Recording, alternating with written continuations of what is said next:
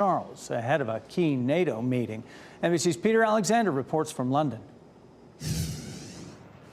Good day to you. President Biden beginning his 4-day whirlwind trip through Europe, his first stop at 10 Downing Street, meeting face-to-face with the British Prime Minister, Rishi Sunak. In fact, the 6th time the two men have been together just the last 9 months. And the president headed over to Windsor Castle for his first visit with King Charles. The president missing the coronation back in May. This in part of makeup, an opportunity to see him after it was the First Lady who came when the king was crowned. Then really at the heart of this trip is President Biden going to the NATO summit in Lithuania, which is really just a few hundred miles away from the fighting in Ukraine.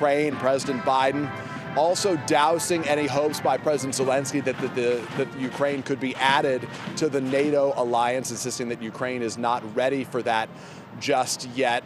But it is notable that the president will try to keep the NATO alliance unified at this key time. And he does face some new criticism from some of the U.S.'s allies after the president's decision to send what they call cluster bombs to Ukraine. Those bombs really spread out explosives in the war zone. They are prohibited by about 100 countries, the fear that they could be a threat to civilians. The president says it's a temporary move, one that he is doing because Ukraine is running low on ammunition. And finally, his last stop on this trip, going to Finland to welcome NATO's newest member to the alliance.